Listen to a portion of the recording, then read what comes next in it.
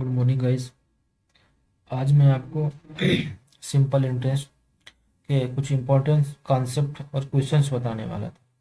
ये पहले तो मैं लिख रहा हूँ शॉर्ट शॉर्ट फॉर्म में, जैसे मैंने यहाँ से लिख लिया SI। मैंने सिंपल इंटरेस्ट की बात की तो मैं चैप्टर नेम लिखे ले रहा हूँ सिंपल इंटरेस्ट। ठीक है, थोड़ा सा समझिएगा।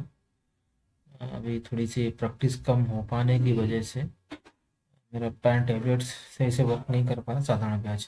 तो हमें इनमें से क्या क्या चीज़ें समझनी होंगी, क्या क्या चीज़ें मुझे पढ़नी होंगी, ये बात समझना होगा। अगर मैं फर्स्ट ऑफ ऑल टॉपिक की बात करूं, जैसे कि मुझे पहले क्या पढ़ना होगा, मैं प्रिंसिपल की बात करूं। प्रिंसिपल प्रिंसिपल की अगर मैं बात करूं तो ये है क्या, ये मूलधन हो गया। दूसरा मैं टाइम की अगर बात करूं, टाइम मेरा समय हो जाता है, ठीक है। और मैं रेट ऑफ इंटरेस्ट की बात करूं, मीन्स मैं दर की बात करूं, इसके बाद क्या वैल्यू आएगी, इसके बाद जो आएगी वो अमाउंट आएगा। अमाउंट मीन्स मिश्रण। ये रहा आपका मैं। अब सबसे पहले कि अगर मैं बात करूं कि यार अमाउंट क्या है, हमारा प्रिंसिपल क्या है। प्रिंसिपल को हम कैसे डिसाइड कर पाएंगे कि वैल्यू मेरी प्रिंसिपल है। प्रिंसिपल जैसे मान लेते हैं कोई कोई एक व्यक्ति, मैंने मान लिया कि कोई एक व्यक्ति था, उस व्यक्ति का नाम मैंने नाम दे दिया एक रमेश। रमेश एक कैंडिडेट था। इस व्यक्ति से मैं प्रिंसिपल को डिफाइन कर रहा हूँ। जैसे मान लेते हैं कि कोई कोई एक व्यक्ति है जो एक रमेश है। इस रमेश के पास एक कोई कैंडिडेट आता है, वो ये कहता है कि यार मेरे को कुछ पैसे की ज़रूरत है। अगर मेरे को कुछ पैसे की ज़रूरत है तो ये मतलब एक कर्ज कर्ज ऐसा लेने के लिए आया है, कर्ज लेने है। तो मैंने कहा कि यार मेरे को ज़्यादा नहीं सर, आप 2,000 रुपये दे दीजिएगा, 2,000 रुपये दे दीजिएगा। और रमेश का फर्स्ट क्वेश्चन से, भैया हम आपको 10% रेट ऑफ इंटरेस्ट पे देंगे, या 5% पे देंगे, या 2% पे देंगे, या हो सकता है रमेश ये कहें कि 3 से 1/2% पे हम आपको देंगे। तो रेट इन्होंने डिसाइड कर दिया। और टाइम आप अपने अकॉर्डिंग डिसाइड कर लीजिएगा। अगर मैं टाइम की बात करूँ, जैसे मैंने टाइम ले लिया, टाइम की बात करूँ, टाइम हमने कहा हम 1 ईयर के बाद पैसा दे देंगे, या आप कहेंगे 2 साल के बाद दे देंगे, या आपने कहा हम ढाई ढाई ईयर के बाद दे देंगे, या मैंने कहा मैं जो भी पैसा सर आप देंगे हम आपका 2 मंथ के बाद में उस पैसे को रिटर्न कर देंगे, या 3 मंथ के बाद रिटर्न कर देंगे, या 9 मंथ के बाद रिटर्न कर देंगे, या मान लीजिए कि 7 मंथ के बाद रिटर्न करेंगे। बात को समझिएगा, 7 मंथ के बाद रिटर्न कीजिएगा। तो जो भी मंथ की जो ड्यूरेशन होगी, जो भी मंथ की ड्यूरेशन होगी, जो मैंने ये मंथ की बात की, तो जो भी मंथ की ड्यूरेशन होगी, ये काम करते हैं यहाँ से हम क्या कर पाएंगे, ये जो भी मंथ होंगे इनको ईयर में कन्वर्ट कर लेंगे, तो मेरे लिए साधारण ब्याज निकाल पाना थोड़ा सा और आसान हो जाएगा। ये बात आप समझिएगा, ठीक है। तो अभी मंथ की बात नहीं करें, जैसे क्वेश्चन स्टार्ट होगा तो हम उसमें मंथ की बात कर रहे होंगे। तो पहली बात ये है कि जब रमेश के पास मैं गया, मैंने कहा कि सर मुझे 2,000 रुपये चाहिए। इन्होंने कहा ठीक है भाई ले लीजिएगा। इन्होंने कहा 2,000 रुपये, जब मैं इनसे लेके चला गया, इन्होंने कहा कि हम भैया आपको 10% रेट पे देंगे, ठीक है। इन्होंने कहा कि कितने साल के बाद देंगे, मैंने कहा कि हम आपको पैसा 2 साल के बाद वापस दे देंगे आके, ठीक। तो रेट ऑफ परसेंट दो, इसका मतलब ये हुआ कि हमारा जो प्रिंसिपल था, जो मैंने अमाउंट लिया, वो 2,000 था। तो रेट ऑफ इंटरेस्ट की अगर हम बात करें तो 10% हो गया। और टाइम की अगर मैं बात करूँ तो मेरा 2 ईयर्स हो गया। मैंने लेट कर लिया, सपोज दैट वैल्यू ऐसे लेट किया कि मेरा जो जो टाइम था वो 2 ईयर्स था, और मेरा रेट ऑफ इंटरेस्ट था वो मेरा 10 ईयर्स था, ठीक समझते हैं। अब यहाँ से ये समझ में आता है कि 2 साल के बाद हम पैसा देने जाएंगे तो उस व्यक्ति को कितना पैसा देंगे जाके। तो यहाँ से इसका मतलब 2,000 तो हम ये देंगे ही देंगे, और 2 साल का ब्याज भी देंगे। तो इसका मतलब यार ये हो कि सिंपल से तरीका समझते हैं कि ब्याज बराबर क्या होता है, मूलधन होता है, आर होता है, और टाइम होता है, ठीक है। मतलब रेट होता है, टाइम और समय होता है, अपॉन 100 होता है।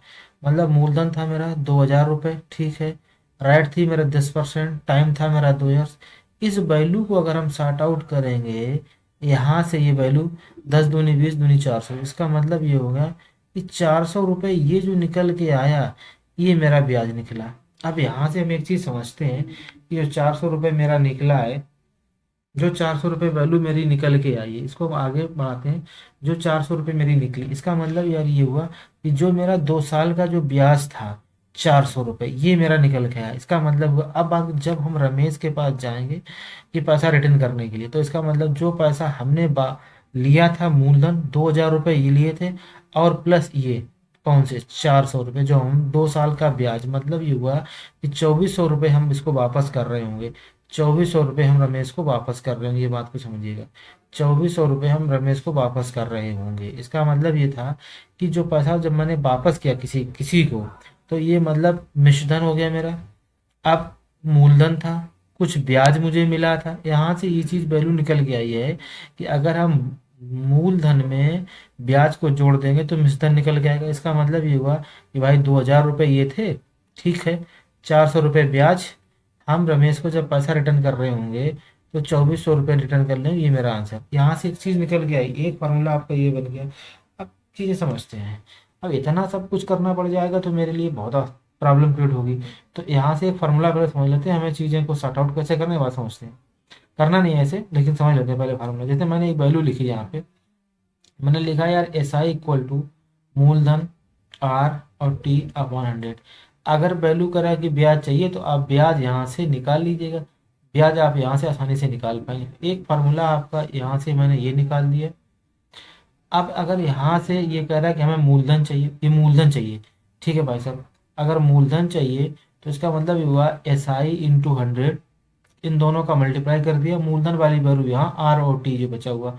जब वैल्यू RT बची थी, RT को हमने यहाँ पर लिख दिया। अब ये कह रहा है कि नहीं भाई साहब, हमको हमें चाहिए रेट ऑफ इंटरेस्ट। अगर हम फार्मूले में वैल्यू रेट ऑफ इंटरेस्ट निकालेंगे तो rate of interest equal to SI into 100 यहाँ से लिखेंगे। जैसे मैंने वैल्यू लिखा SI इंटू 100 आया, ठीक है, SI इंटू 100 आया, इसका मतलब बचा कितना था, P और T बचा हुआ था, तो हम यहाँ पे लिख लेंगे P और T, ठीक है। अब वो कहता है ईयर की बात कर रहा है, तो सिंपल तरीका SI इंटू 100 लिख लेंगे। यहाँ पर वैल्यू कितनी बची, P और R बचा हुआ, ठीक भाई साहब, ये P लिख दिया और R बचा हुआ। ये फार्मूला कॉन्सेप्ट निकल के आया। यहाँ से सारी चीज़ें हम यहाँ से इस तरह से सॉर्ट आउट कर पाएंगे। लेकिन इन सारी चीज़ों को अगर आप करेंगे तो सिंपल सी बात है कि आपका टाइम बहुत किल होगा। आपको टाइम नहीं किल करना होगा एग्जाम में बैठ के। अगर आप टाइम किल करेंगे तो सिंपल सी बात है, वहाँ बिल्कुल फिक्स टाइम आपके एग्जाम के लिए, एग्जाम हॉल में जब आप बैठे होंगे तो टाइम बिल्कुल फिक्स होगा। सारे क्वेश्चन को आपको विद इन सेकंड सॉल्व करना होगा। कौन इन सारे फार्मूलों को याद करेगा। आप छोटा सा कॉन्सेप्ट समझिएगा, बात कर रहे हैं कॉन्सेप्ट की, जो मैंने जो बात की। अब कॉन्सेप्ट की जो बारी है, बात को समझते हैं। अगर कॉन्सेप्ट है, इसका मतलब हुआ कि आप जो भी वैल्यू आएगा, जो भी वैल्यू है, प्रिंसिपल की अगर बात करेंगे, हम अपने हिसाब से प्रिंसिपल को लेट कर लेंगे, 100 रुपये लेट करेंगे, 100% प्रिंसिपल लेट करेंगे। और जो रेट ऑफ परसेंट है, रेट ऑफ परसेंट कुछ भी होगी, इसे हम जो रेट वो R लेट करेंगे। जो समय होगा, जो टाइम होगा हमारा, टाइम को हम क्या करेंगे, T लेट करेंगे। क्योंकि टाइम कुछ भी है, समय कुछ भी है, रेट ऑफ इंटरेस्ट कुछ भी है। इसका मतलब हुआ कि जो ब्याज इक्वल टू हम जो लिख रहे हैं, ब्याज बराबर मूलधन, इसे मैं फार्मूला में लिखे दे रहा हूँ, principal into R into T upon 100, जो मैंने वैल्यू लेट किया। अब हम वैल्यू यहाँ से पुट कर रहे हैं, SI इक्वल टू, जैसे मैंने लिखा SI बराबर मूलधन का मान मैंने जो लेट किया वो 100, R का जो मान मैंने लेट किया वो RT% मैंने लेट किया है, ठीक है भाई साहब, RT%। T का जो मान लेट किया मैंने T लेट किया अपॉन 100। इसलिए मैंने प्रिंसिपल को लेट किया था कि 100 से 100 कट जाता। अगर इन केस आप प्रिंसिपल की वैल्यू को 2 लेट कर लेते हैं, मतलब 200 लेट कर लेते हैं, यहाँ पे तो 2 RT बच रहा होता, कोई मतलब ही नहीं है। इसका मतलब ये बात हो गई यहाँ से कि SI बराबर क्या निकल के आ रहा, RT%। यहाँ से समझते हैं बातों को। अगर किसी वैल्यू का रमेश से इन्होंने कहा था कि रमेश कह रहे थे कि हमें 2000 रुपये हमने लिए थे, रेट ऑफ परसेंट कितनी थी, बात को समझते हैं, 10% थी, और टाइम कितना था आपका, टाइम था 2 साल। इसका अंदर इतना जो ब्याज कितना निकल रहा है, 10 दूनी 20। इसका मतलब हुआ कि अगर हम 20% प्रिंसिपल का निकाल लेंगे तो वही तो मेरा ब्याज है। समझिए बात को, क्योंकि परसेंट निकाल पाना आपके लिए बहुत आसान था। 2000 इंटू 20%, 20% हमने यहाँ से निकाल दिया, मतलब हुआ कितना, 400 रुपये, ये मेरा ब्याज निकल के आया। अब बात करते हैं, क्योंकि हम रमेश को पैसा वापस कर रहे होंगे तो हमें इतना भी नहीं करना होगा। हम रमेश को पैसा जब वापस कर रहे थे तो हमें इतना भी नहीं कर रहा, इतना भी मुझे नहीं करना होगा। कैसे, क्योंकि मुझे पता जो पैसा मैंने लिया था वो तो मुझे वापस करना ही करना होगा। इसके अलावा मुझे एक्स्ट्रा, क्योंकि ब्याज भी वापस करना होगा। जब मुझे ब्याज वापस करना होगा, इसका मतलब यह, अगर हमने मान लिया कि जो वैल्यू मैंने रमेश से लेट की थी 2000 रुपये, अगर मैंने कहा कि मैंने 100 रुपये रमेश से उधार लिया था, अगर 100 रुपये मेरा प्रिंसिपल था, अगर ये 100 रुपये मेरा प्रिंसिपल है, अगर बात करूँ, अगर ये वैल्यू मेरी 100 रुपये मेरा प्रिंसिपल है और आर ओ टी ये मेरा ब्याज है, आर टी मेरा ब्याज है, इसका मतलब हुआ अगर आर टी को 100 में जोड़ देंगे, आर टी को 100 में जोड़ देंगे तो मेरी वैल्यू मिश्रण बननी चाहिए कि नहीं बननी चाहिए। इसका मतलब हुआ कि अमाउंट इक्वल टू होना चाहिए 100 प्लस RT%, RT%। इतनी बात क्लियर हो रही कि यहाँ से हम ये बात कह सकते हैं कि amount equal to 100 plus RT, मतलब हुआ कि अगर ये 20% जो निकाला आपने, इसको आप 100 में जोड़ देंगे तो 120% हो जाएगा। समझते बात को?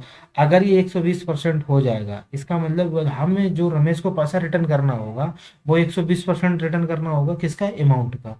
तो अमाउंट के रिटर्न करना होगा, इसका मतलब यहाँ हुआ कि 2000 था और करा कि 120%। ठीक है भाई, 120% जब यहाँ से आप स्टार्ट आउट करेंगे तो ये 12 दूनी 24 ये हो गई आपकी। ठीक है भाई साहब, 12 दूनी 24, दो जीरो आ गई। इसका मतलब हुआ कि ये आप पैसा वापस करेंगे जाकर रमेश को। तो इतना छोटे से क्वेश्चन को अगर आप इतना लेंथी फॉर्मेट से यूज करेंगे तो आपका टाइम भी बहुत ज़्यादा किल होगा। आपको इस टाइप के क्वेश्चन को बहुत आसानी से फॉर्मेट में आपको यूज करना होगा। मैं अगली स्लाइड ले रहा हूँ। अगली स्लाइड देखिएगा। अब इसी बात को मैंने यहाँ से स्लाइड में लेके आया हूँ, यहाँ से समझते हैं। कर्सर उठा लेता हूँ। जैसे छोटी सी बात करूँ, मैंने कहा कि एक व्यक्ति के पास में जैसे 5000 रुपये, मैंने क्या किया, आपके पास जो प्रिंसिपल था वो 5000 रुपये था। ठीक है, रेट ऑफ परसेंट जो आपकी थी वो 5% थी। समय जो था आपका वो 3% था। समय जो था, टाइम जो था वो आपका 3 ईयर था। जो पैसा वापस करना था, अमाउंट, आपको 3 साल के बाद पैसा वापस करना, तो अमाउंट का हुआ। अब इसके दो तरीके हैं। पहला कॉन्सेप्ट समझ लेते हैं। पहला कॉन्सेप्ट ये, हमने यहाँ से एक ब्रेक लगा दिया। पहला कॉन्सेप्ट आपका यहाँ पे, दूसरा कॉन्सेप्ट आपका यहाँ पे, तीसरा कॉन्सेप्ट वही यक्स वाला मैं आपको बताना नहीं चाहता हूँ। तो आप फर्स्ट कॉन्सेप्ट की तरफ बढ़ते हैं। हम पहले ब्याज निकाल लेंगे। मैंने लिया यार 5000 रुपये ये था। ठीक है, रेट आप परसेंट। ठीक है, टाइम कितना था हमारा? 3 वर्ष। हमने क्या किया, यहाँ से ये इसको सॉर्ट आउट किया, ये इसको मैंने 2 जीरो यहाँ से हटा दिए। 15 अपना 75, इसका मतलब ये हमारा निकल के आया। ये 15 अपना 75, 1 जीरो, मतलब ये हुआ ये हमारा ब्याज निकल गया। मतलब हुआ जब हम रमेश को पैसा वापस कर रहे होंगे तो यार 500 रुपये, 5000 रुपये ये वापस करेंगे जाके, और कितना भाई, 5000 रुपये हम ये वापस करेंगे, और प्लस कितना, 750 रुपये हम यहाँ से ये वापस करेंगे जाके। तो टोटल वैल्यू जो हम वापस कर रहे होंगे 5 7, इतना वैल्यू हम उसको वापस कर रहे होंगे। एक ये तरीका। दूसरा मैंने बताया था कि हम निकालेंगे ब्याज, SI = RT%। फिर मैंने बोला कि अमाउंट, क्योंकि हम किसी को वापस कर रहे होंगे, अगर ब्याज को हम 100 में जोड़ देंगे, 100 में जोड़ तो मेरा अमाउंट निकल के आया। समझते हैं, ब्याज कितना हो गया यहाँ से 15, ब्याज हो गया इसका 15%। तो प्रिंसिपल कितना हो जाएगा, ब्याज हो जाएगा 15%, 100 वैल्यू का 15%, इसका मतलब अमाउंट कितना हो जाएगा 115। तो सिंपल सी बात है, हम 5000 वैल्यू लिखेंगे और 115% यहाँ से निकाल देंगे।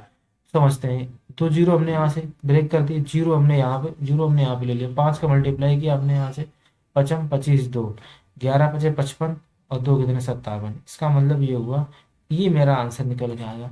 तो इतना सब करना आप आसान समझते हो, इतनी छोटी सी वैल्यू आपके लिए आसान होगी। रीजन क्यों ऐसा मैंने कहा, मैंने आपको यहाँ से ये बताया कि हमें दो चीज़ों पे वर्क करना होगा। SI = RT%, यह ब्याज हो गया, और इसी ब्याज को अगर हम अमाउंट मूलधन में जोड़ देंगे तो मेरा अमाउंट निकल के आ जाएगा। तो मैंने क्या किया, 5 3 15 ब्याज निकाला, 15% 100 में जोड़ दिया, तो वो निकल के आया कितना, अमाउंट। तो हमने प्लस 15। ठीक, इतना क्लियर होगी? इतना क्लियर है। अब हम, जैसे मैंने यहाँ पे आपको फार्मूला लिखाया था, एक इसमें फार्मूले की मैं बात कर रहा हूँ। SI = RT मैंने यहाँ पे निकाला था। कहाँ निकाला मैंने? SI = RT, ये निकाला मैंने SI = RT। यहाँ पर क्या होगा कि कभी कभी कुछ वैल्यू जो निकल के आएगी, ROT का मान समय इक्वल हो जाएगा। तो आगे आगे बताते हैं, RT का मान जब इक्वल होगा तो चीज़ें किस टाइप की चीज़ों से हम इसको ब्रेक करेंगे और बहुत आसानी से तरीके से चीज़ों को हम सॉर्ट आउट करेंगे